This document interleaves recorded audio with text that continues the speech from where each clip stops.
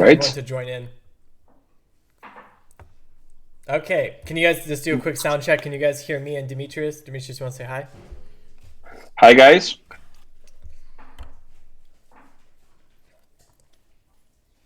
Can you guys hear us? Just say yes in the chat if you can. Jimmy, I'm not going to start singing again. Can you guys hear us? You guys can hear us? Ham, so you can hear? Okay, cool. Cool. They said that you don't need to sing. No need. Cool, awesome. All right, perfect. So I'm here with Dimitris from VeChain. Uh, Obviously, I'm Jimmy. This is Dimitris. We wanted to just get together, talk a little bit about VeChain, talk a little bit about himself, and then just talk about things in general, crypto market, just kick it. So it'll be a nice, relaxing chat where I drill him on when Coinbase and things like that. No, I'm just kidding. I'm totally joking. No, it'll be a really relaxing chat. What's up, guys? Okay, so Demetrius, do you want to just introduce yourself and just give a little bit of background as to like what you do at VeChain? Yes, hello everyone. My name is Dimitris Neocleous. I'm an ecosystem manager in VeChain. I joined VeChain in January 2019, and my role is to help enterprises, individuals, and companies to understand what is the role of blockchain into their business, and then help them draw down processes in order to implement blockchain, starting small and then going big. It's always this is the way. So yeah, thank you for having me today, Jimmy. Thank you for joining everyone. And I hope you enjoy the talk today and no Coinbase talk for sure. So yeah, I just wanted to quickly cover like how did you get into crypto? Like what brought you into the scene, and what drew you in? Was it Doge? Was it Doge or you know? Um, Curiosity. Curiosity. Curiosity. I mean, everything I'm doing is driven by curiosity. I'm a curious person. I don't even think of myself being settled in one place or in one idea. So everything started from Bitcoin and Doge. Yeah, I invested back in the days 2014, my first money there, when exchanges were not so accessible and hacking in exchanges was very common. I bought my first Bitcoin in 2014. I spent more money into Doge through eBay. It was easier to buy Doge, but back in the days through eBay. So yeah, it started through curiosity. Yeah, and then I started reading different books, and one of the books that I really enjoyed was The End of Alchemy by an ex-chancellor of Bank of England, Mervyn King, that was saying that the reason why our society is failing is because we're stopped thinking what is next, and we're trying to keep the status quo. I saw that cryptocurrencies are the future, blockchain is the future. Back in the days in 2014, okay, the market was not as mature as now, and there is a lot of more steps to get to the maturity that we envisioned as a company in VeChain. So yeah, this is how it started back in 2014.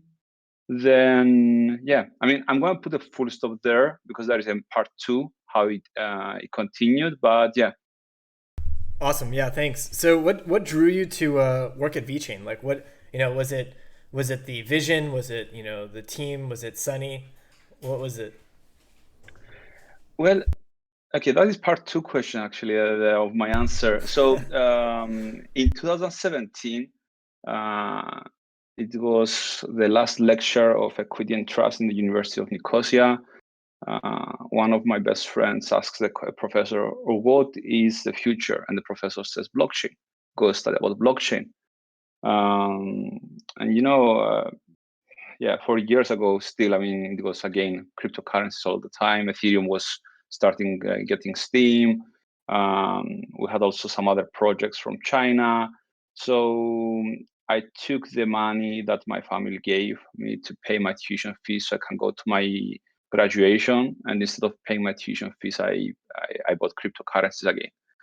Um, so yeah, and then one of the projects that I saw in autumn 2017 was VeChain, because one friend of mine told me, Dimitri, have a look into VeChain.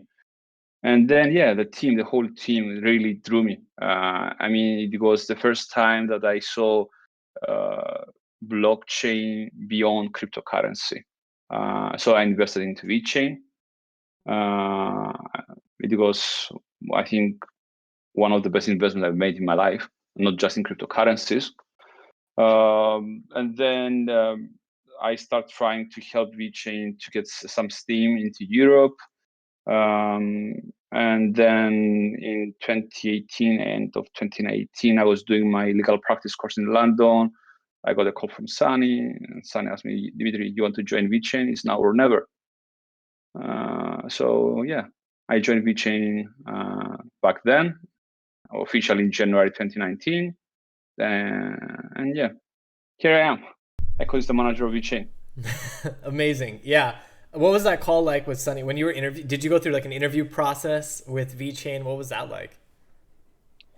Well, I knew Sunny from before. We had some calls back in the days, even before, I mean, as an early investor and trying to help VeChain expand in Europe.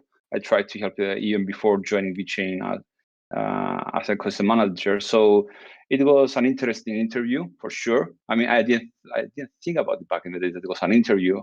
I realized afterwards. So yeah, Sun is really inspiring person.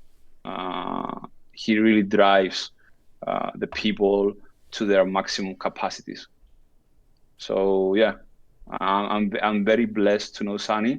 I'm very blessed that I follow his vision. So yeah, I mean, it's all about Sunny for me.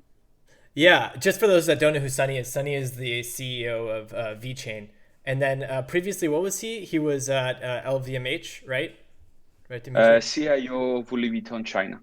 Yeah, so obviously has some kind of expertise in understanding the usages of supply chain, blockchain and supply chain, and had a vision as to what could be done with track and trace, especially with toolchain. Yeah, that's amazing. Yeah, I actually went to the what was it, the 2019 summit. I don't think I saw you there though, but yeah, I was there. Yeah, actually, a paradox happened back in the days in the summit in San Francisco. I never got my visa Oh, is from that the the reason? that was the reason I stayed in Cyprus back in the days. I was so pissed. I don't know why. I was declined to get the visa for US. So yeah, Gotcha. I really missed the summit there. Oh yeah, that was really fun. That was a good time. Yeah, we ended up crashing all your guys' parties, but don't let Sunny know. Uh, cool, man. Hey, so we also I wanted to jump in and talk about what, obviously E-H Cert and the work that you've done on it. Do you want to give, I don't know if you had a presentation if you wanted to do, but if not, if you want to just give a quick intro into E-H Cert and kind of, what the work you did there, right, in Cyprus. Well, I was thinking to make a general intro first. I have prepared a presentation for VeChain for the audience that are not familiar with VeChain, and then to jump on the E-H Cert. Let's do it. But whatever you like. Yeah, let's do it. I'd love that. All right, let's see how we can do share screen on Discord. We didn't prep any of this. Me and Dimitri were just like, yeah, we'll just jump on a call and just start talking. So Yeah, it's pretty I relaxed. want to be natural. Yeah. I mean, I don't like fake. So yeah. No, it's cool. I But think that is not our thing. I mean, we can talk about other projects that they like fake things, but yeah, not us. I think I actually have it up on my screen. If just quickly, if people want to take a look, there's this. I think it's ehcert.com. Is that correct, Dimitri? Hey, that's correct. That's correct. That's the website. Yeah, I'll try and show Dimitri's face at the same time as I show this. So, if you want to just give a quick, if you want to go to ehcert.com, Dimitri, I have it up right now, and I can just walk through the page as well. Oh, you do have it up. No. Do you have it? Huh. Why can't I see it? Oh, here it is. Okay, I got it. I'm Cool. gonna stop sharing screen so you can show the website. Sorry about that. I was trying to understand how we can manage It says the sharing screen on the presentation. Oh no, it ended. Do you want to show it again? Okay, let me show the presentation. Let's do it again. Yeah. Let's try that again. All right. Okay, I got it. I think you can see it. Yep, I got it. Perfect. Let's do it. All right. And I'm full screen. I don't know if you can still see my lovely face. Yeah, we can still see your faces in the corner. We got it. All right, perfect. So some numbers there. I don't want to spend a lot of time on the numbers, but the most important thing is about COVID-19, that it shows us that the digital transformation should have happened not today, not tomorrow, but yesterday.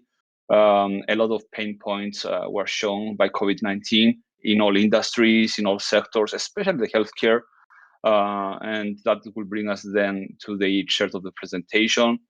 But also one important figure that I want to emphasize is the last figure we see on the monitor on the right side, that the business value added by blockchain is going to exponentially grow from 2025 or from 176 billion to 3.1 trillion by 2030. And I think that will change into a bigger amount because technology is exponentially growing and moving fast. So this is how I'm starting my presentation, guys. A few words about VeChain. We started back in 2015, building specific projects for specific clients like BMW, LVMH, Givenchy. And from 2018, we're positioning ourselves as enablers. Positioning ourselves as enablers, it means that we are providing the infrastructure, the documentation, the tools for our strategic partners like DNV, PwC, Deloitte, but also other companies to build their solutions for themselves or for their clients based on their industry. So we're touching more than 20 industries and 42 sub-industries. We have over 70 projects live right now in different, as I say, industries. And we're very, very proud to see a diversified ecosystem. I mean, we're touching many, many industries. A few of our clients that you might know is Walmart China, BMW, H&M. In the healthcare, we have Bayer China. And of course, the E-H Cert, which is very now a niche of the green passport in Europe. So that is more or less our ecosystem. And one of our flagship products and tools that we have developed is the toolchain. And in the toolchain, we have, as I said, many industries. We're very strong in the food safety, in the pharmaceutical and sustainability, and of course, in the digital assurance.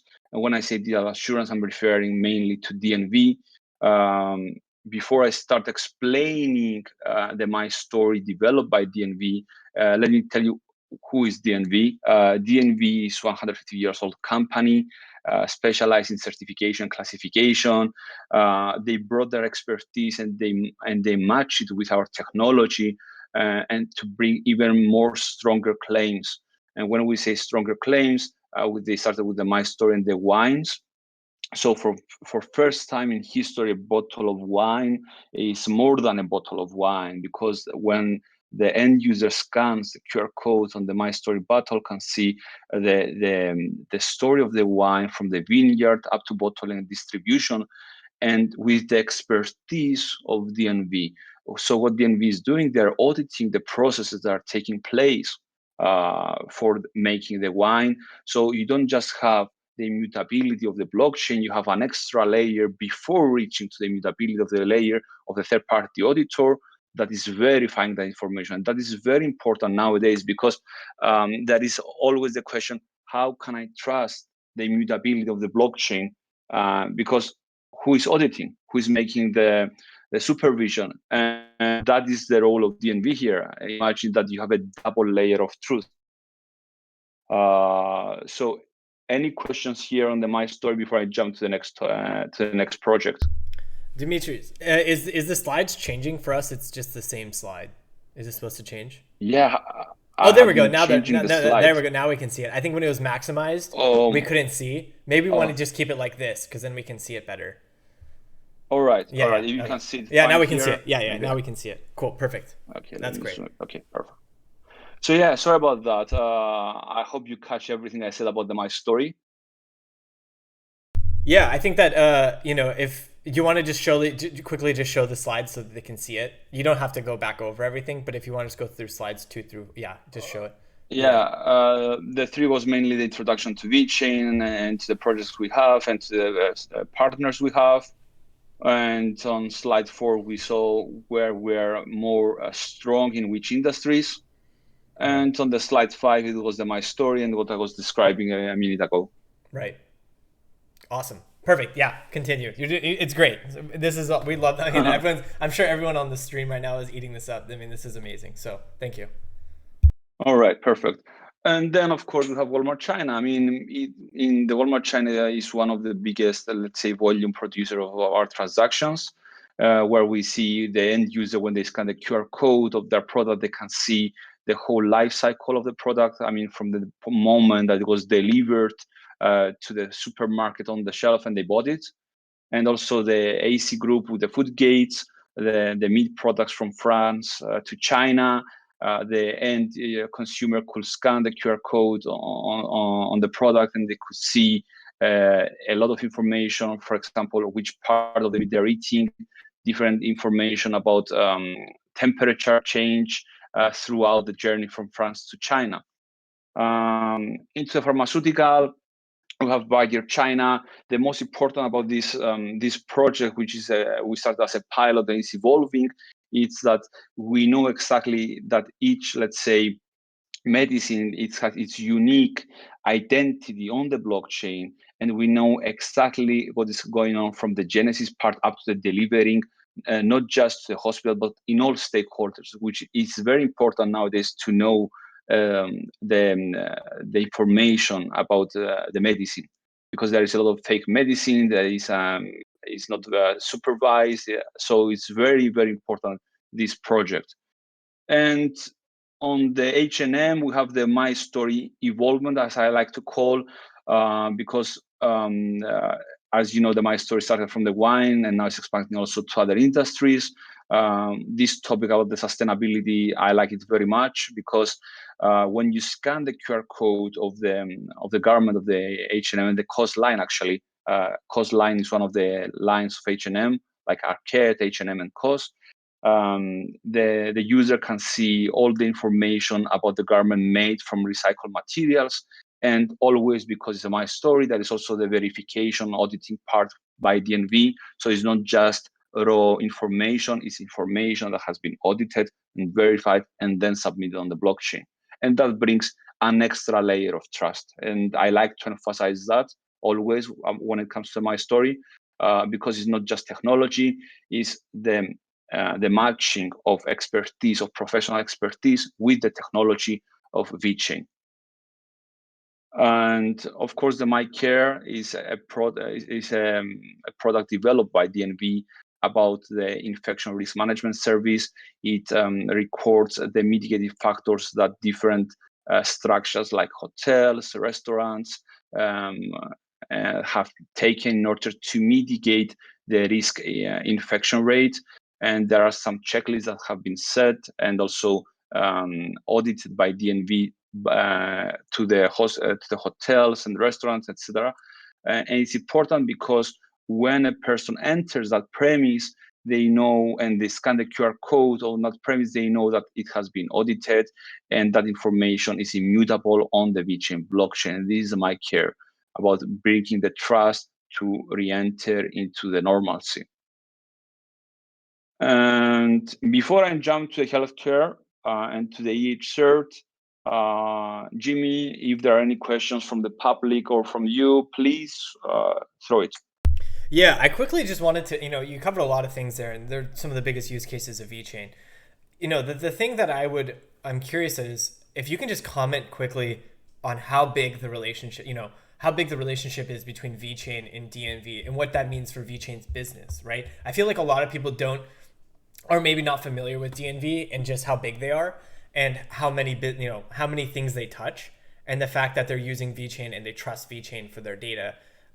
Because a lot of the things you covered, My Story, the MyCare, a lot of them are related to DNV. And maybe if you could just quickly say, that relationship between VeChain and DNV. And now I know that you're maybe I'm spoiling things, but maybe you can talk about your relationship and what you've your experience working with DNV, what that's been like too.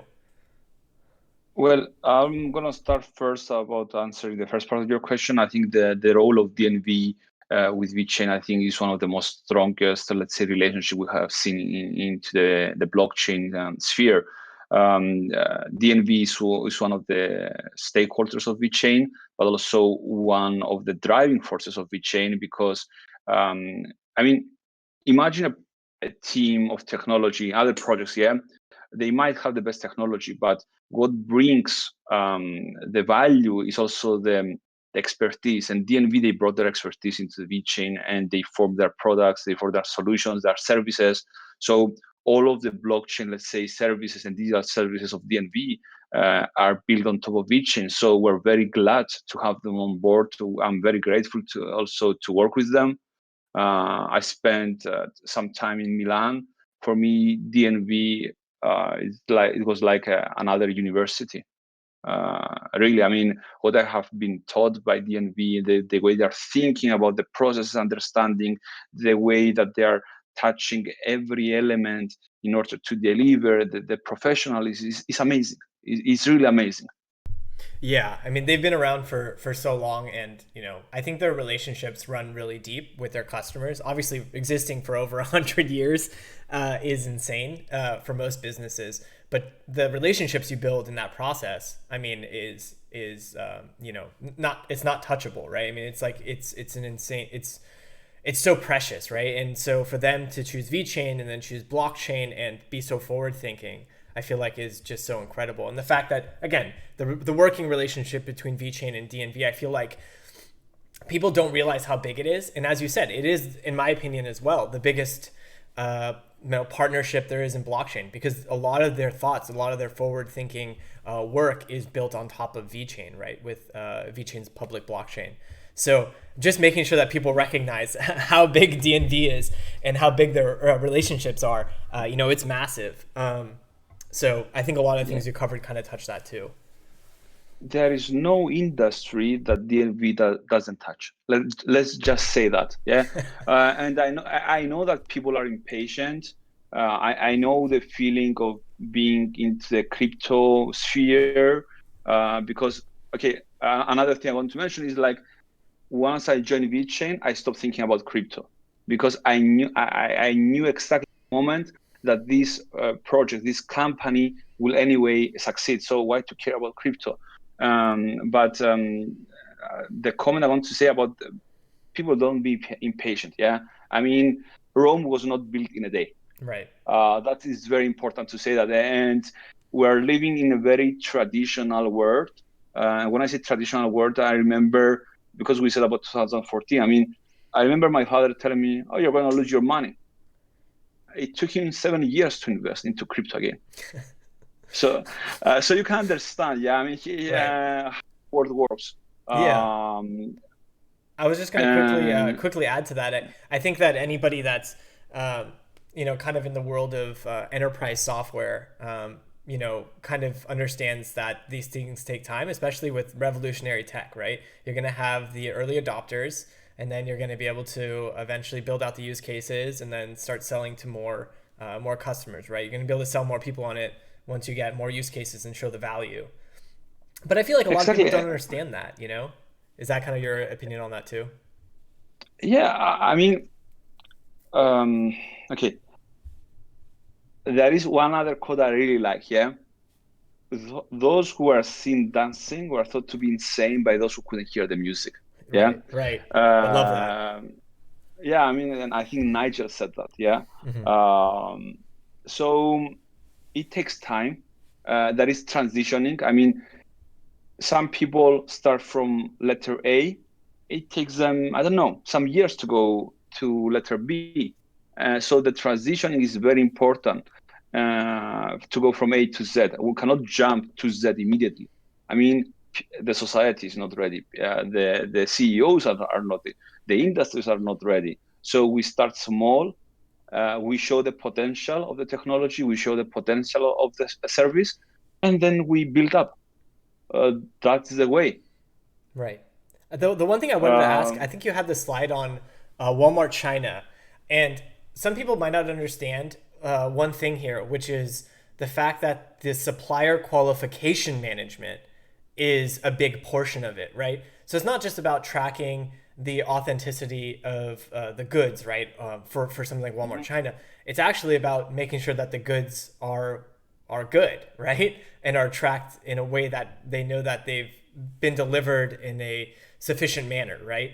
So, I don't know if you want to just take a minute to just talk about Walmart China and just the fact that I don't think people realize that Walmart China is saving money by using VeChain, right? There's actual value to using a public blockchain, right, by Yeah, Walmart China. Walmart China is definitely not a marketing tool for Walmart. The use of blockchain, I mean, the quality control, the checking of the suppliers, I mean, the paying of the suppliers based on the quality control happening on the blockchain, it's unbelievable. Okay, most people, I mean, the end user always care about the B2C level, but the Walmart China case that was built on top of VeChain by PwC was is a B2B2C, Right. and people don't get that. They And don't what know. I think most people don't know that. Yeah, I mean they don't. And what also, I mean, our other competitors, I think in US, they failed to deliver a final product. They delivered a pilot in 18 months. We deliver a final product in 6 months, something like that. If I remember correct. So you can understand the novelty of our technology, but also the expertise of our partners. Right. Either it is DNV or PwC China. I mean, we're very proud of both of the technology, but also of our partners, because without the right partners, a technology is obsolete. So yeah. That's I think I actually I 100% agree because I think I actually tweeted that not long too long ago.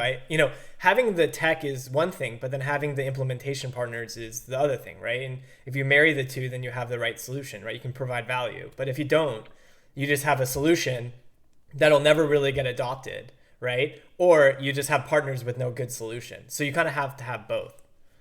Exactly. Yeah. I mean, that's the state of art. I mean, the perfect coupling, the perfect couple of expertise with the technology. Yeah. Absolutely. Uh, and why I jumped to the H&M, yeah, because I wanted to tell you about another story, yeah. In 2018 or 17, I'm not really good with numbers. Sorry about that, guys. There was the beanie from Arcade. Arcade is another branch of H&M. And the beanie goes about scanning the NFC chip, and you can see the storytelling of the beanie.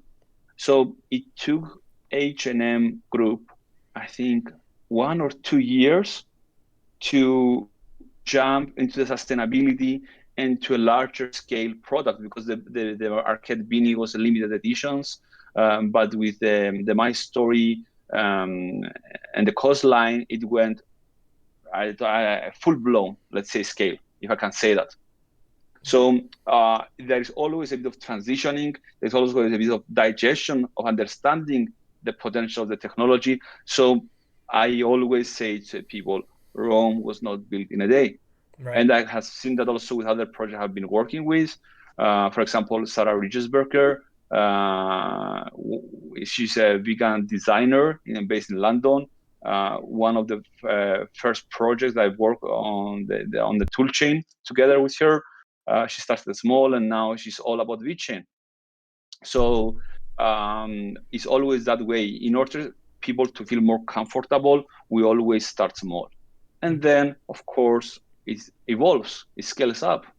Right. So it's patience and time always, Yeah. I think in every aspect in life, not just in technology. But in technology, I understand that people are more, let's say, impatient. That's why I'm always more emphasizing on that aspect.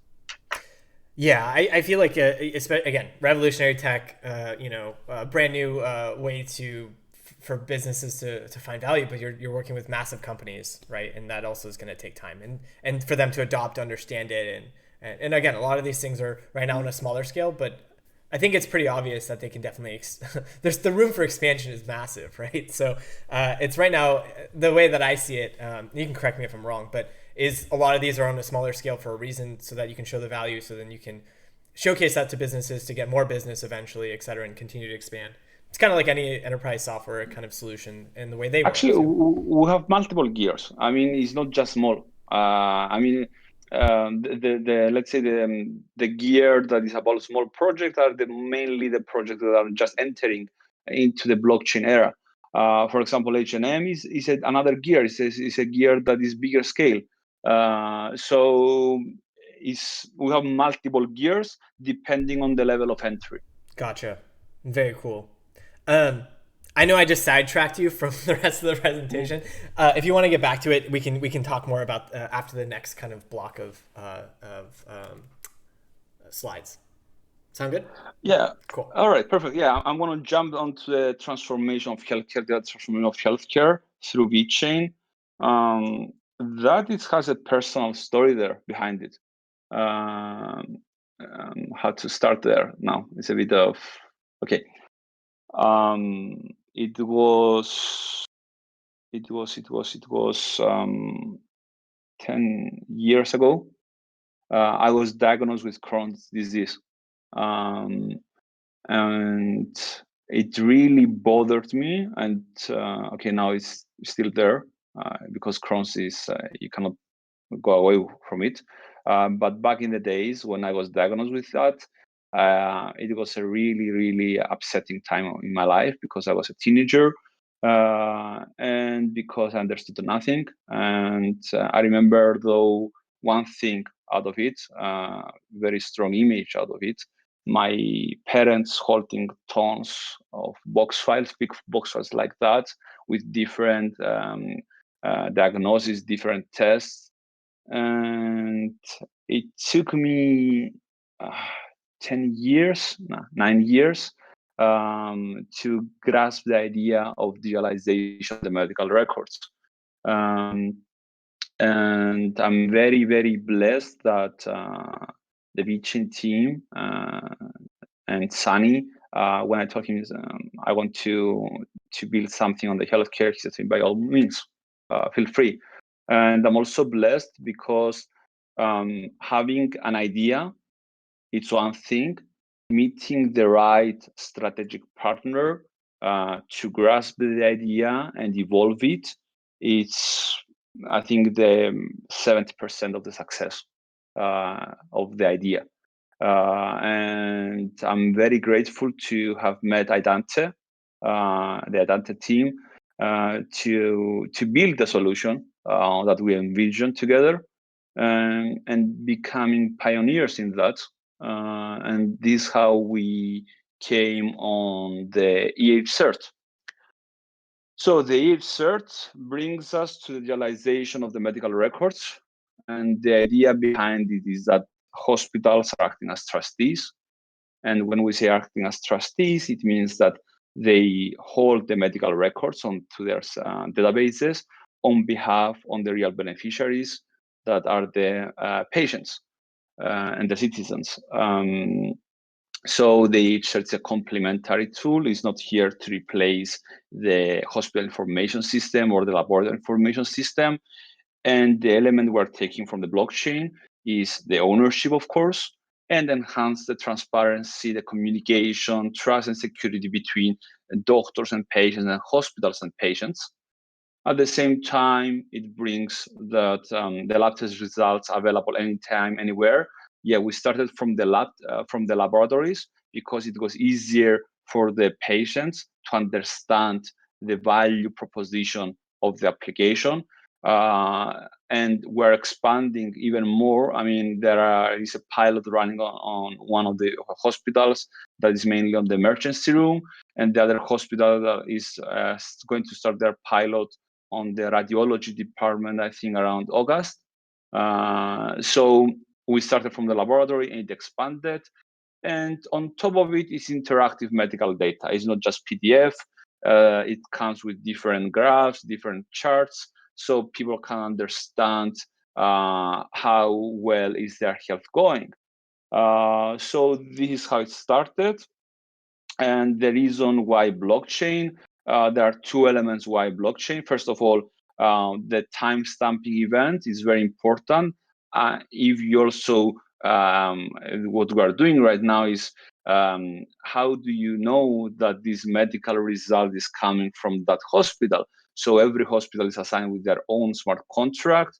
Along with the timestamp, you have a valid result certificate.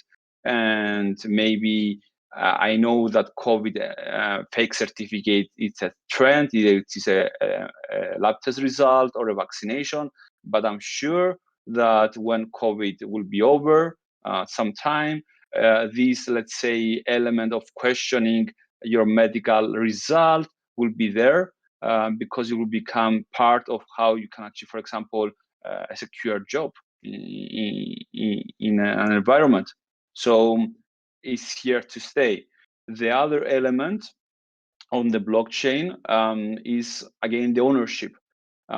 In Western societies, and mainly in Europe and in Cyprus, there is a clear violation of GDPR. GDPR is the regulation for data protection. Is one of the strongest regulations existing in Europe, and is treating the medical records as a special category of data, which means it's the holy grail of the regulation, if we could say that. And the violation occurs in Cyprus because a lot of doctors have unauthorized access to medical records of people without asking their permission. And those medical records can be, I don't know, downloaded, printed, and then given to, I don't know, other parties. So without the informed consent of the patient. So when I realized that element, we sat down with Aidante and we figured out a model that in order a doctor to view the medical record of a patient, they should ask their permission. And this permission asked and permission granted or not, it is then underpinned on the public blockchain of VeChain. And thus brings us that the patient knows exactly who has viewed their medical record for what time, and if there was an unauthorized or not authorized access onto their medical record. So that's the blockchain element as well here. So yeah, and that could only be achieved on a public blockchain because of on the transaction occurred, and it's also viewed by parties, all of the parties. It's not just setting up a solution on a private blockchain with 2-3 nodes that not only they're storing the data, but also running the solution. So you can understand there is a bit of lack of trust there, because you can, let's say, remove information on the block or remove information from the existing database. So that's the reason why public blockchain, that's the reason why VeChain Thor blockchain, because it's the only solution that's GDPR compliant and is running on the public blockchain. And it has been also filed for a patent under the European Union. So, Dimitri, I just really wanted to ask a great question that someone asked in the chat. Mm-hmm. So, in terms of security, I know you have this on your site, and I figure it's a softball question for you. As the blockchain is public, how is the data secured? Is it encrypted and hashed in some way? I know this is an easy one for you because I know it's directly on the site, but go ahead and go for it. So, how do you secure the data? Without revealing the recipe, because as I said, we have filed this patent. We're waiting now the confirmation. We're using of the chain first, zero knowledge proof. So that means that we're pulling the data. We're acting as a proxy. The service acts as a proxy. We're pulling the package in a way that we don't know what is inside the package, and we deliver the package of information to, let's say, party A. We don't know which is party A, but only party A can decrypt that information. So there is a zero knowledge proof, there is encryption, there is dissemination of data, there is a bit of pseudonymization of data, and then there is a bit of salt and peppering. onto the information. So what goes on the blockchain is not raw data, because you will have sent raw data there. It will be not GDPR compliant solution.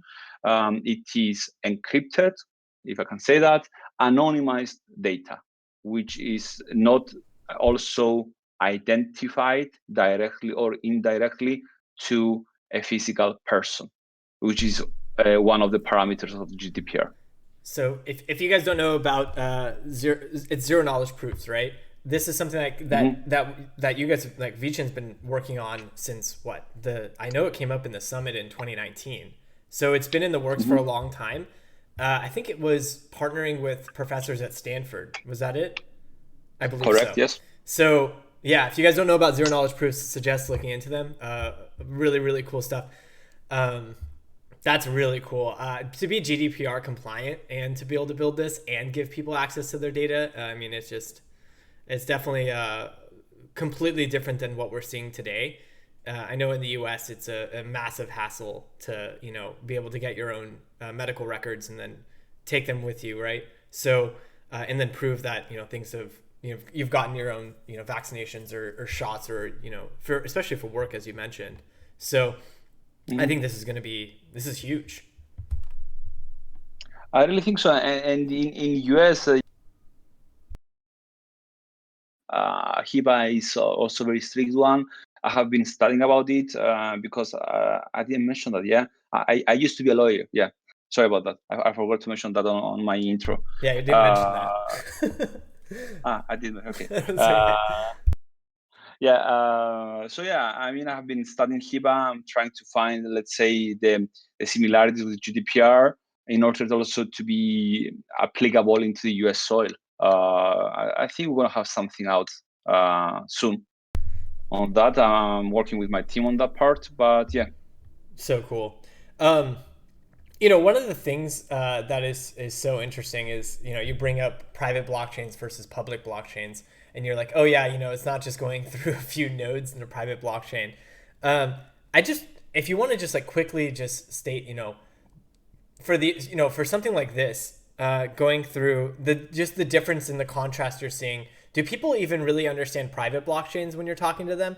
Is it like do you see competition between private blockchains and public when you're going into conversations, or is it all brand new to people and they're just used to MySQL databases?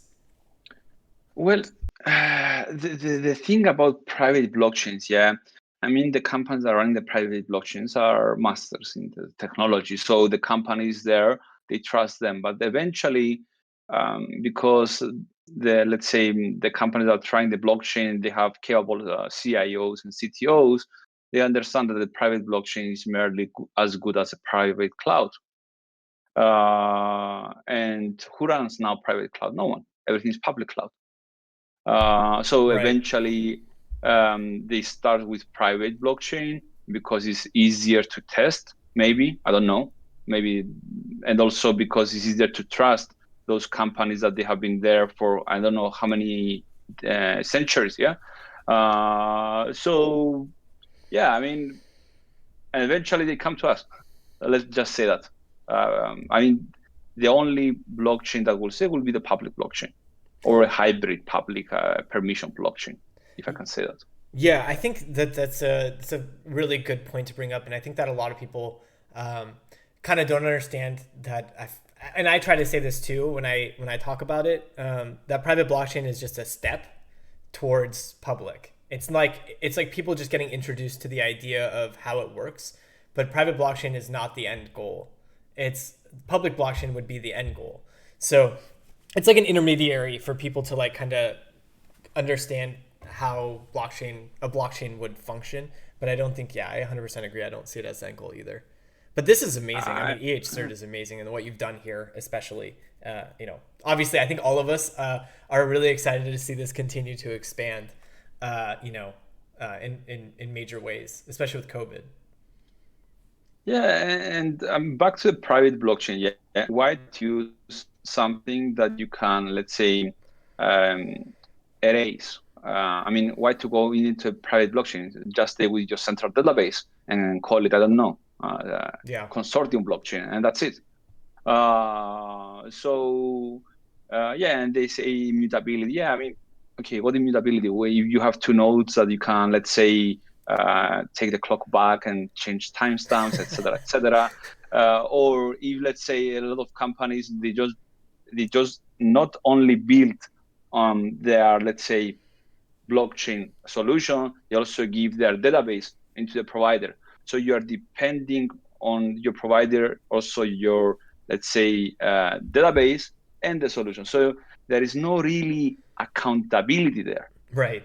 I 100% agree. Uh, Yeah. so yeah, I mean, okay, go on. People try the private blockchain. It's fine. Eventually, you come back to public blockchain. I'm sorry to say that in a very arrogant and cynical way, but that's the reality. I think that is the reality though. I think I've if anyone's listened to my stream historically, like I bash on private blockchains pretty hard, either via my like posts or my stream because like I'm a software engineer and I understand databases, and I'm like, why don't you just use a private database and then you can essentially just add a signature to any entry. It's really no different to me. So like I don't understand the obsession with private blockchains, but anyway, I think people will eventually understand that public is the future. It just takes time, like everything. So I mean, another element on the private blockchain that really triggers me always. Yeah, they're saying you can verify the transaction. Okay, who can verify the transaction? They are giving the source code, and then you need to build it and see the source code and the transaction. Where in the public blockchain, you have the public ledger. Just write, for example, explore vechain.org, and there you go. You can see all the transactions. right, I yeah, mean, here's the accountability. I mean, here is the trust element, the transparency. Not yeah, just giving the source code and that source code independent maybe to 2, 3 nodes. In the best case scenario, 7 or 10 tops, and that's it.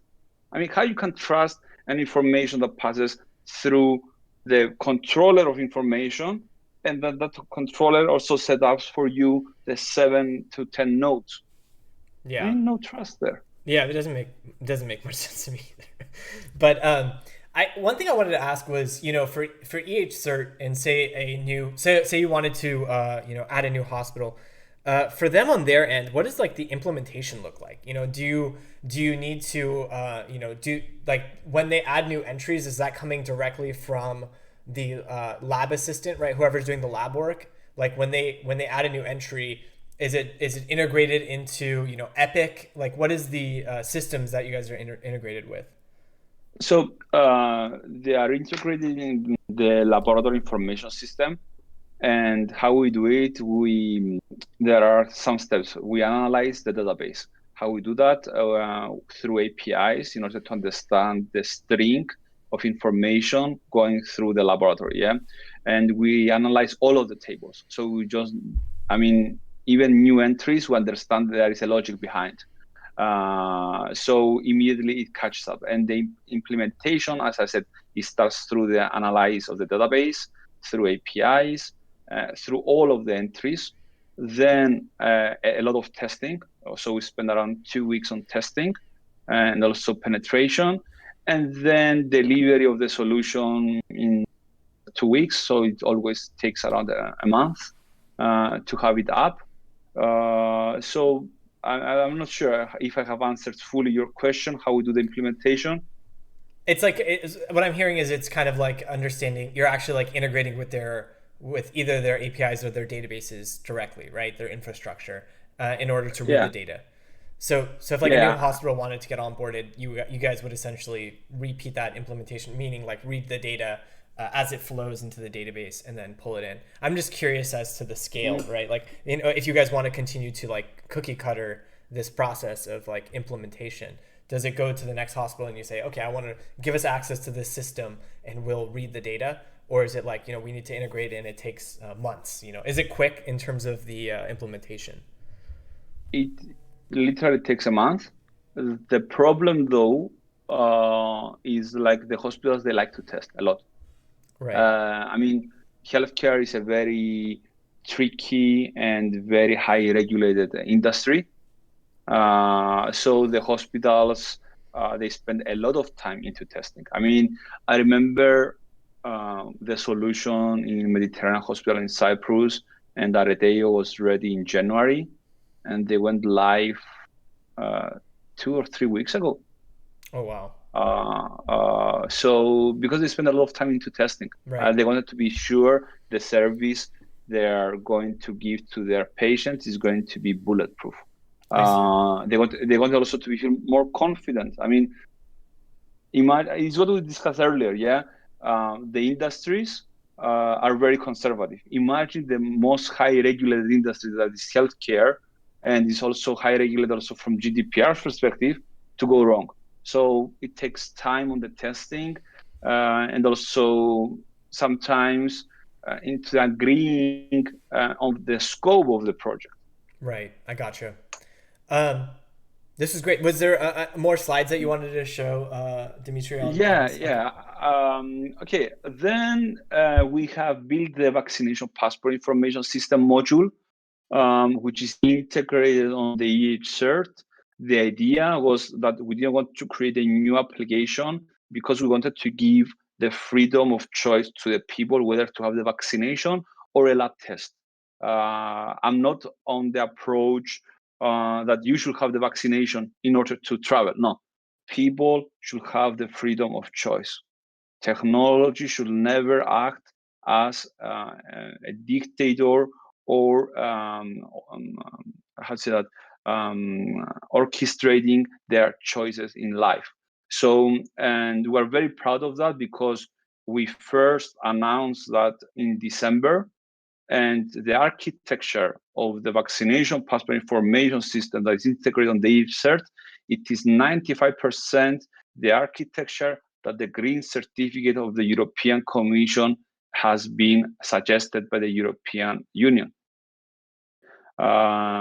So we're very how to say, proud of ourselves as VeChain, as Idante, because we have been pioneers. We have the solution already from December, and the European Commission literally took our ideas and cloned it. That's great. Wow.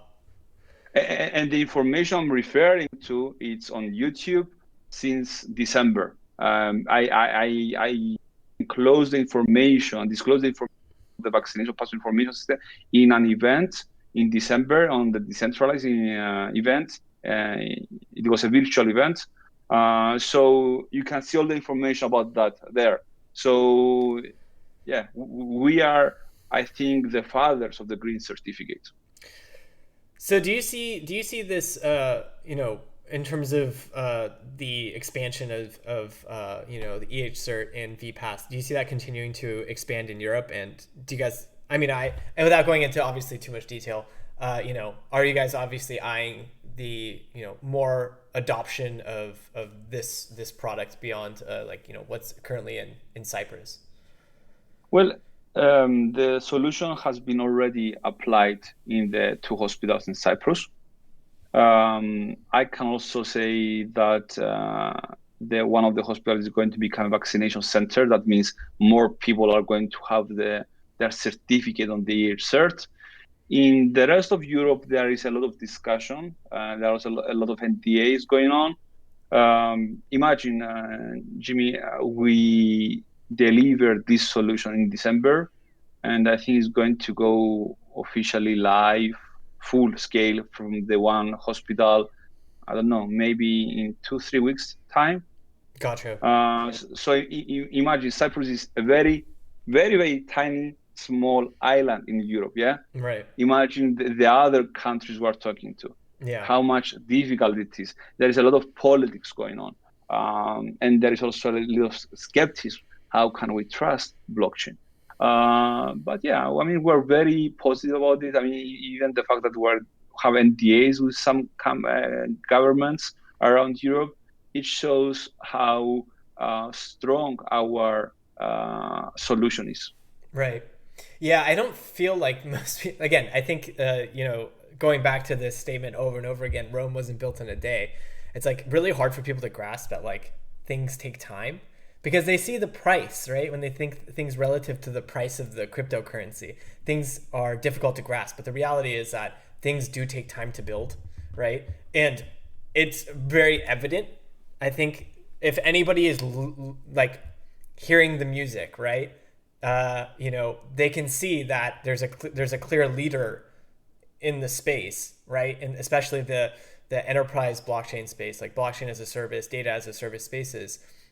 It's very clear, even just listening to this presentation, that VeChain is very much on the cutting edge leadership side of the space. If you had if you're familiar with the magic quadrants, right, by Gardner, VeChain would be in the top right. You know what I'm saying?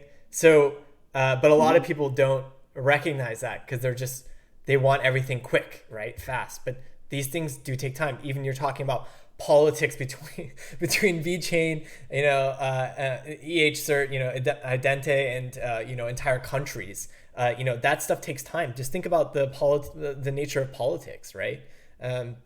This is just going to take a while to get adopted. But the amazing part is the tech and the use cases are already there. So the groundwork is already laid. So it's just a matter of getting through those pieces of the agenda, right? Exactly. And in general, in life, there is no easy win. And if there is an easy win, trust me, there's going to be an easy loss. Everything in life, it doesn't build in a night. Right. Yeah. Yeah. And another thing about the green certificate, it's a very, let's say, controversial topic. There are a lot of people they don't like that idea in general. So it's not only politics, it's also ethics, it's technology, misbelief. It's very controversial in multidisciplinary discussion. So it will take time. It will stay because, I have been hearing that it's going to be a third dose, for example, from Pfizer, and COVID will be there with our lives, I think, until 2030. So there is going to be a need for this certificate. 100%.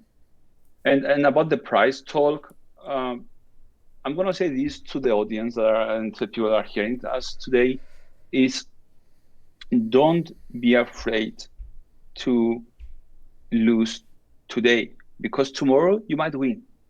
Why I say this, is because if you continue doing what you're currently doing into your lives without investing into projects or in anything in life, you're going to be a straight flat line. But the moment you go out of your safety net and you invest in anything in life, I'm not talking about crypto now, you have a better chance to go above that straight, steep line. That is, Yeah, I think something I 100% agree with that. I think a lot of people, I think hopefully after this, people take away that a few things, but we're going to continue talking here, but I hope that they take away that, VeChain is a clear leader. That's something that I think we can pretty clearly take away, especially in the public blockchain space.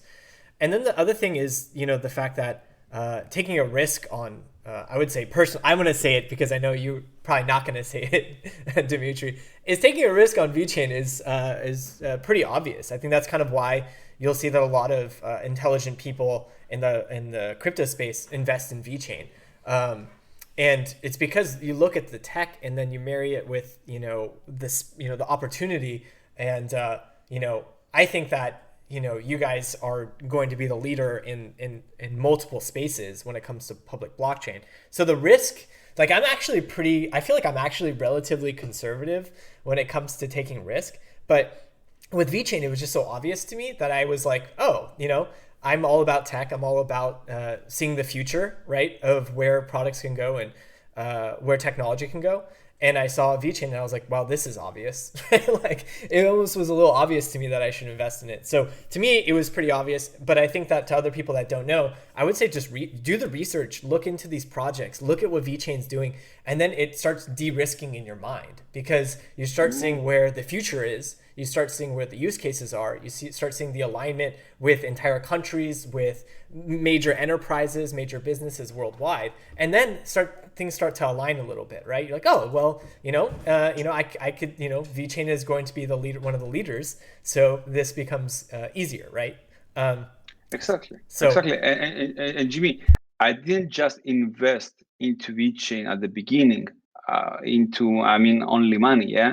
When I took the decision to leave my legal practice course, I had also a trainee contract in London with a big firm.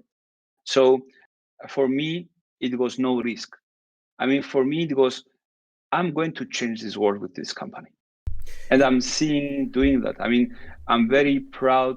I'm very blessed for my colleagues, for my team, for everything. I mean, which is changing the world. So I took not just the risk to put money. I left my family. I left. All of my. My father, my sister are lawyers. Yeah, I left my trainee contract in London because this is the future. So this is actually something people don't know. I wanted you to talk about it, Dimitri. Is like you getting into VeChain. We talked about this in our DM, but one of the things that you're so into VeChain about is because they're about changing the world, and that's something that I love about it too, and why I'm so invested in it. Is the fact that their goal is to do things that change the world. And the reason that you're so excited about working at VeChain is because you're working on things to change the world. Remember, we were like talking about, oh, what if you worked on this thing? You're like, no, that's not going to change anything, right? So your mission working at VeChain is to change the world. You want to work on the things that make a difference, right? Exactly. That is going to be my legacy. If I wanted to become a big lawyer, to have, a full of ego about being a big lawyer, okay, I'll stay in law. But how you going to serve this cause, this society? We have a noble obligation to deliver a better world to the future generation. And we are doing that. I didn't go to carbon emissions, and you are not going to see a slide on the carbon emissions, but we're doing that. We are taking care of our planet, about sustainability, about food safety, about even health certificates. We are trying to make the world a better place for the future generation, and that is the obligation of everyone. We cannot be greedy. Okay, we cannot be selfish. We're going to achieve greatness all together, and this is what is about VeChain. We're achieving everyone together. Yeah, I don't think you can say the same about most companies or businesses, that the alignment of the tech, the vision, and the goal of actually helping society are all aligned.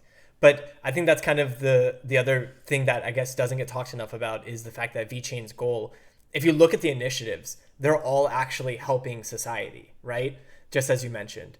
Mm-hmm. So I think that gets overlooked is, also when you're investing in VeChain, you're actually investing in something that will revolutionize and help the world and most, pretty much everything it touches. Right. So that's pretty amazing. Yeah. Cool. Yeah. I don't want to stop you. I know you mentioned carbon credits. Maybe you have a little spoiler for us. I don't know. Maybe not on that topic. Okay. I don't want to ruin any of your surprises. Okay, I'll let you continue. I don't want to ruin your momentum.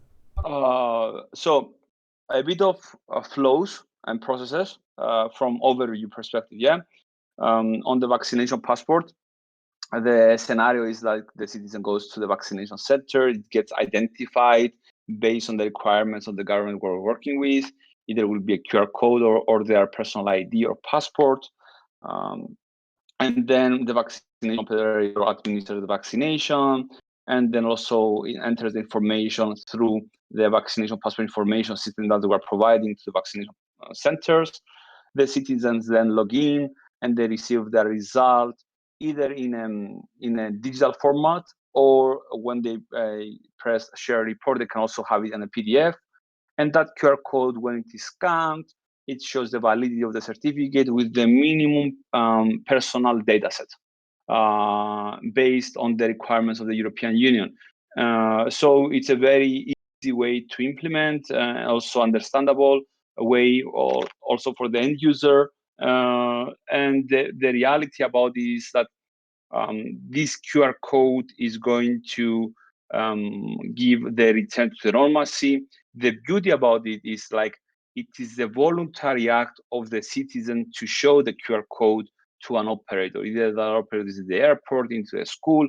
So there is always the element of voluntary action. Sorry for going a bit of legal there and voluntary and non-voluntary, but it's very important in Europe to show your information in a voluntary manner without unauthorized access. And okay, if you want a bit spoiler, I'm going to give you a bit of demonstration of the app. This is just a mock-up. Let's see if it plays. Yeah, okay, it's working. You can see here the certificates, RT-PCR negative, the rapid test negative. And then you can also see the certificate on the vaccination with the different details, the batch ID, and the time stamping and the QR code. The QR code, it will redirecting you always to the web portal of the country, state, to show the validity of the certificate. And as a conclusion, why the E-H Cert in general is because it's a smart, easy to use, adding real value application, whereas existing hospital information systems, you can see here, sorry about the letters are small, it used to be full size, sorry for that. But the HIS, hospital information system, mainly focus onto the hospitals. Existing mobile e-health apps are more archival, and the other applications on blockchain, mainly on private, are saying are using blockchain. I mean, we discussed why the private blockchain is not really smart and adding real value and easy to use solution. So they're using mainly the word blockchain for marketing purposes and yeah, just to demonstrate themselves that they exist. So that is the E-H Cert. And a bit of spoiler there, I said to you that we're going to see the radiology department pilot going live in August. The emergency department is ongoing. I think we're going to see it live around in September. And on top of it, we love cutting edge technologies. So it's not just blockchain. We are very, very intrigued to explore, and we're exploring potential collaboration also with artificial intelligence companies in order not just to provide the certainty of the medical record, but also precision diagnosis and medicine is something that is coming up in the future. And we're going to also to play a role there. So we're going to see a marriage of artificial intelligence and blockchain on the E-H Cert, I think, by the end of the year. So just to further expand on that, are you about to go into it in the next slides? I don't want to detract from your slides if you're about to. No, the last slide is my last closing thoughts. So yeah. Okay. So this sounds like I believe this is the next big item that you're going after is using AI machine learning essentially on top of blockchain data, the public blockchain data that you guys are gathering, right? Exactly, because on the blockchain element you have the valid information, the valid, let's say, data, medical data, and on the AI, if you feed the AI with that valid information, it also, let's say, gives you a more precise diagnostic, not diagnosis, because diagnosis will always be on the level of the doctor. We're not going to remove the role of the doctor. I mean, technology is good, but the human aspect will always be there. So yeah. So is this about is the goal of it? So what is the when you add in this diagnostic kind of tooling using AI, is the goal to provide recommendations to the doctor? Is the goal to just do data discovery? Like what is the when you have this kind of application, where does the value come from when you implement it? It's a tool to the doctor that let's say that take advantage of big data analytics, yeah. And when you have this, let's say, tool, you also save time. and time in healthcare is important. I mean, even a second to save in healthcare structure, you can save a life. So it's all about the accurate information along with the speed and the tool that enables the doctor to have a more, let's say, universal solution that will bring faster recommendations and understanding to the doctor. So are you guys are pairing this strictly with data from the public blockchain? So data that you guys are gathering using the E-H Cert, right? Is that correct? Correct. Yes. And then so does it when it gathers the data that's in E-H Cert, is it gathering all historical records in the database then as well, or like that you guys are gathering, or is it just, because essentially like when you guys upload the data into E-H Cert, is it all historical records of all patients, or is it just let me tell you this. Yeah, as I said, the function of the E-H Cert is to prove the validity of the original twin of record that resides on the central database. So what we're going to pull from the E-H Cert, it's the timestamp, and from another string from the central database of the hospital, the actual original folder of the patient. That makes the cross check, and that makes the cross check that that you're pulling the information, that is the accurate one, that is the updated one, and there's also the security and trust from the doctor that they're not pulling something, let's say 5 years ago. Right. That is really cool. So are you guys are currently under, for this kind of portion of the implementation, are you guys currently looking for partners for the the AI portion of it for the diagnostics, or do you guys already have someone in mind? I won't probe too much at it, but we have some NDAs. I think we're going to announce an MOU the next 2-3 months to show the relationship. But I cannot say much. Right. Sorry about that. No, I understand. Yeah. PR is not my strongest element. Sorry about that. No, you're doing great. I don't again, and like when I'm asking questions, feel free to just throw them aside. If you can't, just say I can't answer that. You know what I mean? Like you don't have to. Yeah, absolutely. Yeah. Yeah. Sorry about that. So the last thing I wanted to ask about was not related to E-H Cert, but I did want to ask about the and I'm wondering if it's okay. So this is a huge slide. I did want to ask just quickly. So you have DHL in the top right corner, and I don't want to probe too much, but what's is that specifically related to the pilot that you guys did with DHL? I cannot comment on that because I'm not the product owner. Okay. Yeah, I was just curious.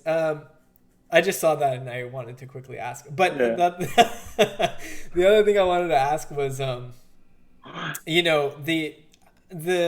the carbon is the new oil statement by Sunny. That one is interesting, and I just, I don't know if most people understand. We talked about a lot of things in this, this chat. We talked about all the use cases that you've brought up with H&M, and then we talked about MyCare, and we talked about E-H Cert, and and Walmart China. A lot of things going on, right? That VeChain's involved in. The last thing I feel like we didn't talk about was the carbon initiatives, from that VeChain is involved in, and I don't know how much detail you can go into, but in my mind, I would imagine that there's definitely a DNV involvement, and it sounds like there is some, I don't want to tie this to China, but I just want to say that there's obviously a patent out there that I think was recognized on Twitter that we started circulating, and it sounds like there is something in the works to be able to track and trace carbon footprint for businesses.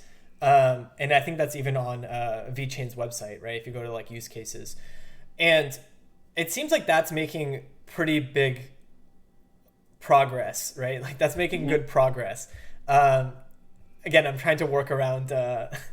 I'm tiptoeing around things here, so I don't know what you can comment on, but it seems Okay, like let there's me big start. progress. Yeah, let me just say this. We started doing the carbon initiative since 2018. So we are ahead of others for sure.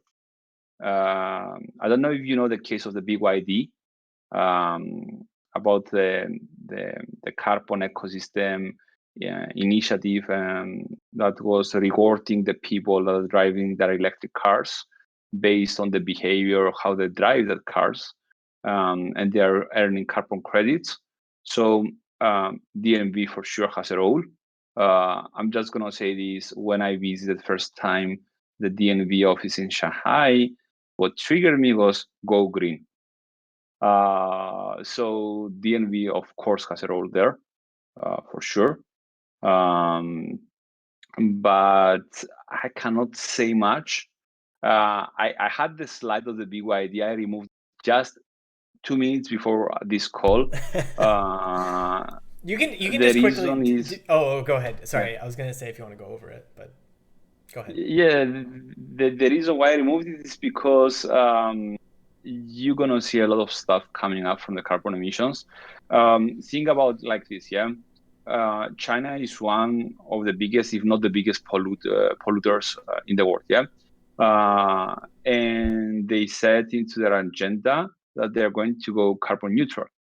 And in order to make a valid claim and earn trust around and from the rest of the world, they're going to use, of course, I guess, blockchain in order to be trusted. I mean, blockchain is a trustless machine, but always you need also a certified body to audit that information. It's something we refer back about DNV into my story, right? It's not just the information that goes on the blockchain, it's the information that is audited. So let's see about what's going to happen. I can't say much there. I mean, I'm not the right person to say much there. Carbon is a new oil, yes, and let's just stick to that.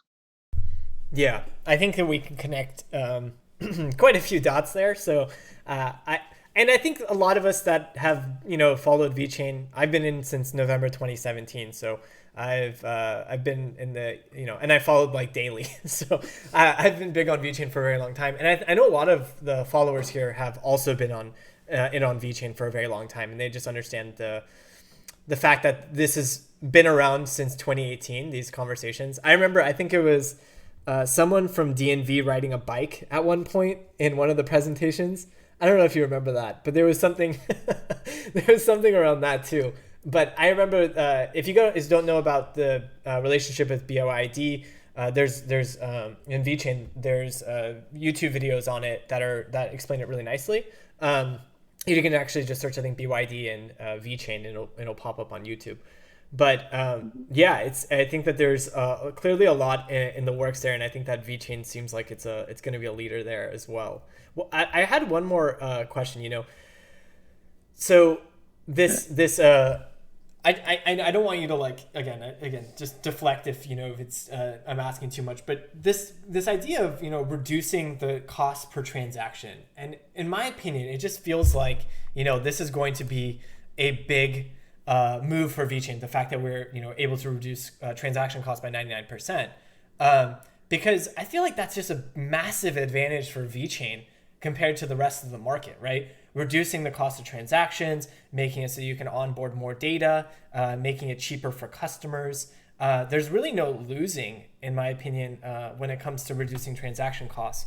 And I just when you look at, especially compared to something like Ethereum, where I get that Ethereum is working towards reducing transaction costs, but it's still expensive right now, especially. Mm-hmm. And so when you look at like businesses that are currently using Ethereum, or businesses that are looking to be onboarded onto the blockchain, when they hear a 99% reduction in transaction costs, or they see that the transaction costs are reduced, what does that trigger for them? Like, what do you see, and what is your opinion on this kind of for the business side? There is nothing that we do on VeChain that is not calculated, that is not, let's say, a need for it. So I mean, a lot of people are saying, "Oh, we're losing on the V4 reward, etc., etc." But we are a company that we're positioning as the most enterprise friendly for blockchain applications. Yeah. So if we, I mean, there was a vote. Yeah. I mean, it was not our decision. And we proposed some. The foundation proposed those, let's say, percentages that were calculated and based on the need that we have customers that are coming, we have customers that are scaling up, and I think it was a very good thing that could happen. And I'm going to just say this without naming to avoid any, let's say, conflict of interest and also breaking the NDAs. Imagine, yeah, this is a very hypothetical scenario, yeah, hypothetical, that you have a population of 10 million people, yeah, and those 10 million people, they're going to have their certificate on the blockchain. Imagine if you run it on Ethereum. I think it's around $25. I'm not sure. I haven't used my MetaMask for a while because I don't have the time. So it's around $25 to make a transaction per certificate. So immediately, the cost for such a solution running on Ethereum, it becomes too expensive. On VeChain, and that's why Idante is running on VeChain, not just because of the novelty of the solution, but also the transaction cost. It make their business viable. So if you make something very expensive and you have tremendous cost just on the transaction cost, you cannot even implement the solution after that. So the reason why I guess the transaction cost went down and it was voted to go down is because there is a need from customers to do that, to go cheaper. And that also will bring more developers, not just enterprises that are using our blockchain, more developers to build their solution onto the VeChain. Yeah, I think that's the big thing is, a lot of people are going to eventually want to look at reduced transaction costs that are building right now on something like Ethereum. And if VeChain is a, competitive alternative, they could definitely jump onto VeChain, which is something that a lot of people, even if you look at the DeFi space, right, just by itself, like forget about enterprise adoption, the DeFi space needs cheaper transactions for swapping, and Ethereum is quite expensive. So you look at, I know someone mentioned in chat, Vexchange, right, which is being built on VeChain. The competitive advantage is natively just in the transaction costs, right? Which a lot of people don't, probably, I don't know if a lot of people know that, but that natively is a competitive advantage of an app that's being built on VeChain. And that works for, a lot of things, like, there's real items, there's ubiquity, there's a lot of businesses that are being built on VeChain, and the cheaper the transaction cost, the better for them, because they don't have to pay as much for the transactions, right? And they can onboard more transactions. And on top of on the cheapest transactions, I saw recently. When I say I saw recently, I was updated, but also I saw it recently, yeah, because I'm trying to catch up with the Twitter nowadays because of too much work. I saw that we have announced also as VeChain Foundation the grant for new developers. So you have cheapest transaction, you have also economic incentive that is also transparent on the GitHub. So I think we're providing all the elements needed for developers to at least try the VeChain. And when they try, I think they're going to stay. Idante dropped Ethereum for VeChain. I mean, Idante's story goes back in the days. They have also built a supply chain solution for pharmaceutical. Ferdinando Cacchio, the co-founder of Idante and CTO, he was very, very pro Ethereum back in the days. After seeing VeChain technology and not just the transactions cost, he said, okay, I'm going full VeChain. That was his call. And we're talking for a guy that he's a big genius, yeah? And he was always Ethereum. That's really, I think that we're seeing more of those kind of moves. Actually, I have friends that are building on Ethereum, and I recommend to them to build on VeChain. And I think now that the transaction costs got out of control, they see that they should potentially look for an alternative. So I've actually been talking to them, so maybe you'll hear about them soon. I don't know. They're smaller, but it would be pretty cool to see them build on VeChain. I think there's going to be more potential. Ethereum, not just Ethereum, yeah. Let's talk about love, yeah. I don't know many people that end up with their first love, yeah. I love that. I love it. You end up with the right love. The love that you have the balance, the love that fulfills you, but not with the first love. I mean, it's very rare and romantic to end up with the first love. Maybe you are holding too much ETH. Maybe, yeah, I guess. That's amazing. I love that. That is a great analogy. Amazing. It's not me. It's how blockchain back in the days. So yeah, it's the love is in the air. So yeah. Think about like that. As I said, you cannot end up always with your first love. You end up with the right love, and that is the last love of your life. True. VFam is my love. That's. I'm just kidding. So I had one more thing. I wanted to ask you about the last topic here. I wanted to ask you about was the culture at VeChain. So I don't feel like we ever talk about the culture at VeChain and how you guys see yourselves internally, right? Yourselves as a team, your team as a structure, right?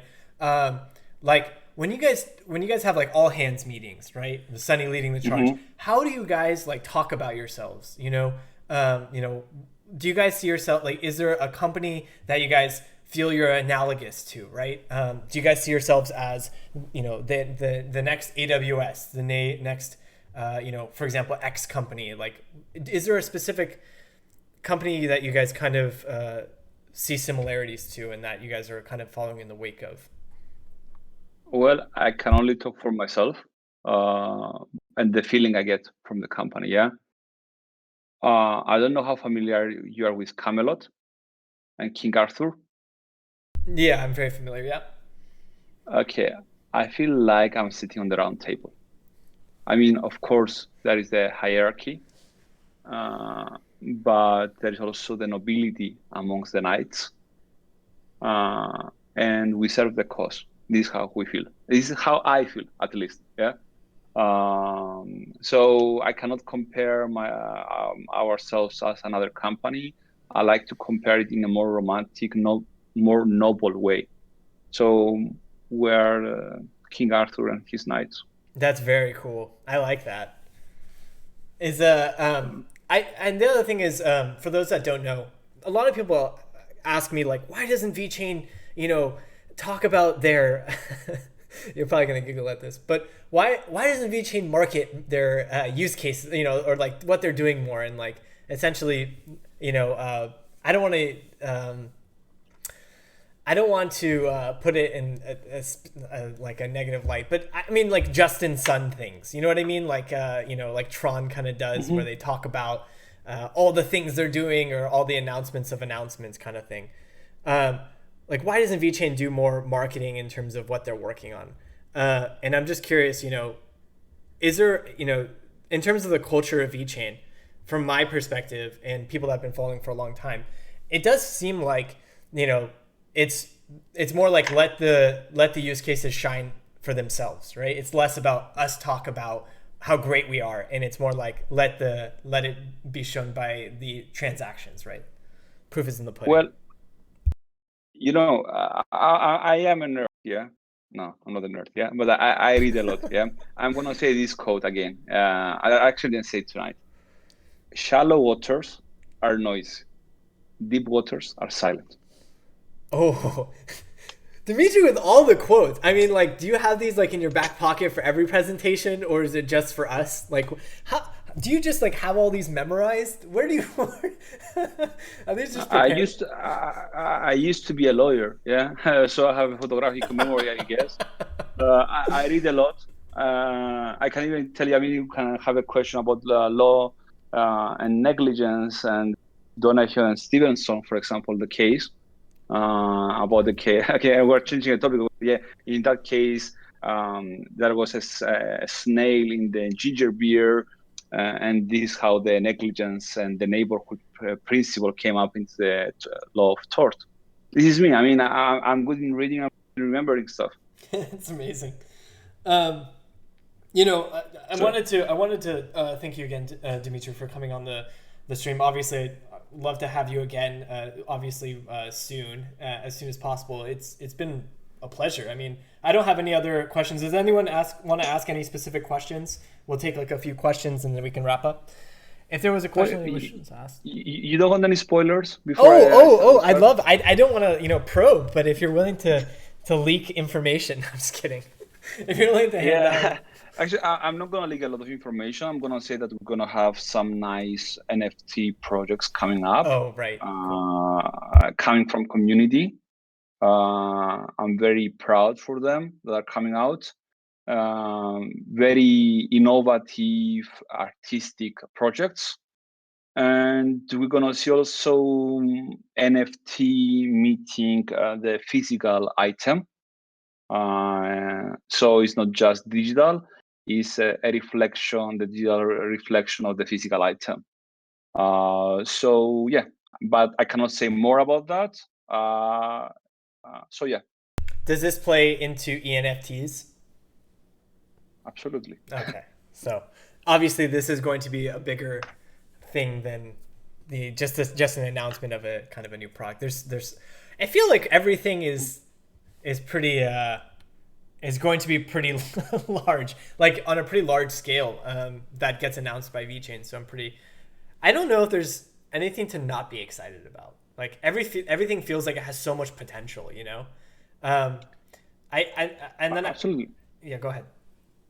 Absolutely. I mean, we don't make announcement of announcement. Yeah, I mean, as I said, shallow waters are noisy. Yeah, deep water are silent. I just want to give you a spoiler because everybody thinks I'm working only on the healthcare, maybe on a bit of the supply chain. No, I'm also working with teams, community teams now on the NFT side. It's going well. I think we're gonna see some stuff going out not very soon, but within this year. And it's going to be two amazing projects I'm working with. And I'm very grateful that I have a very skillful colleague on the technical side helping these teams. I'm talking about Arnaud. I hope he hears me now. Maybe he will text me now why you said my name. Sorry about that, Arnaud, but I have to give you credits. Awesome. So yeah.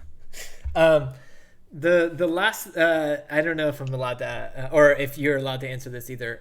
But obviously recently this Salesforce kind of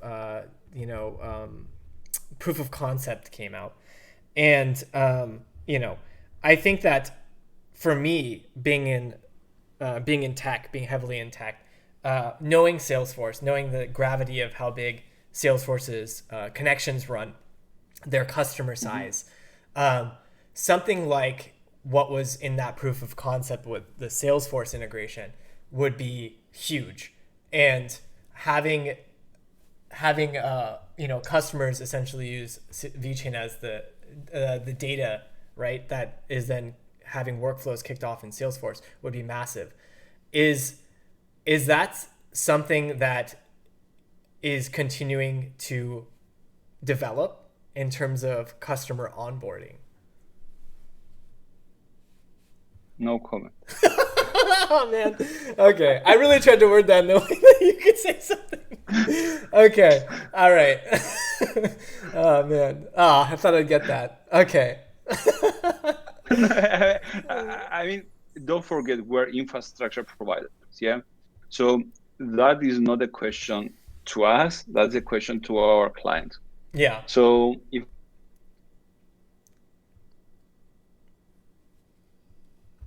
Oh no. so, we say no comment.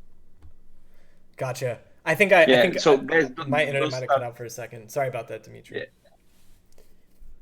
Yeah, no worries. So guys, please don't start sending emails to Salesforce like the way you did with H&M. Yeah, I mean, try to be patient Oh because God, please sometimes don't do it that, can guys. backfire. Yeah, please don't do that.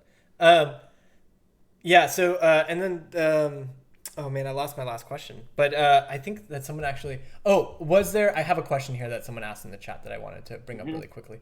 Um, was there a question? Well, let me see if I can get to it. Is there a question that you wish was asked that you're dying to talk about aside from the presentation? Is there any other topic that you want to, in particular, or you wish that I had talked to, or I had asked you that you want to, talk about?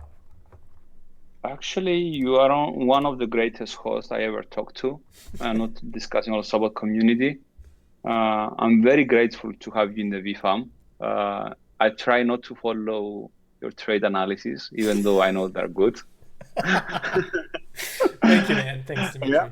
About any other topic we didn't touch, I mean, of course, the time was limited. I mean, right now it's midnight, past 10 midnight to me. I wish we had more time to discuss more about stuff and to be more, let's say, Q&A also from the public. I mean, by all means, if you have more questions, I had some Red Bulls before, so as you know, before I was singing, so I still have some Red Bull on my system, so I can cover some more questions here. So yeah. Yeah, I think we're good with questions. I know it's late over there. I don't want to keep you any longer. It's past midnight for Dimitri. So we'll do it. We'll do another one of these for sure. We'll get together, do another stream. Next time I'll be showing my face, most likely. So Dimitri will see my face next time. He still hasn't seen my face either. No one's seen my face. So next time, Are you Satoshi? I'm secretly Sunny. That's the thing. So I changed my accent and everything. No, I'll do a face reveal next time, and it'll be really fun. I'm very excited. And again, thanks for Dimitri coming on, talking about everything you're working on and answering questions. I know this group can be nuts sometimes with all the things they're saying. You probably haven't even looked at the chat, but the things they're saying are just mostly ridiculous. So I'm glad you're not even looking at it. If you are, I'm sorry. I apologize ahead of time. No, I don't see the chat. I'm Good. curious now. You can No. share We're some- good. I think we're good without No, it. come. You're good without it. No, come on. I mean, any information is good information.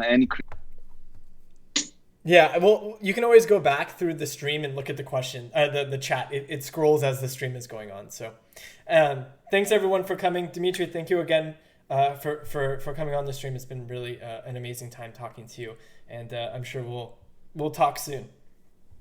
It was an amazing time for me as well. Thank you for the invitation. As I said, amazing host. Next time you reveal yourself so I can give you a nice, let's say, small gift from my side. We'll fly out to see you. Once COVID is a little bit more died down, we'll come hang out. We're doing a VeChain world tour. We're gonna travel the world as a V fam. Yeah, you better come to Cyprus in between those two countries, but better in Cyprus during summer, so some cocktails over the beach and discuss. I am so down. That sounds amazing. Thanks again, Dimitri. Thanks a million. Thank you, and thank you everyone for joining. I hope you enjoyed the talk today and the presentation, and looking forward to answer your questions. Please send to Jimmy. Jimmy, please send them over to me. Perfect. Yeah, I'll be glad to answer to them. Okay, thanks everyone. We'll talk to you guys later. Thank you. See ya. See you. Bye.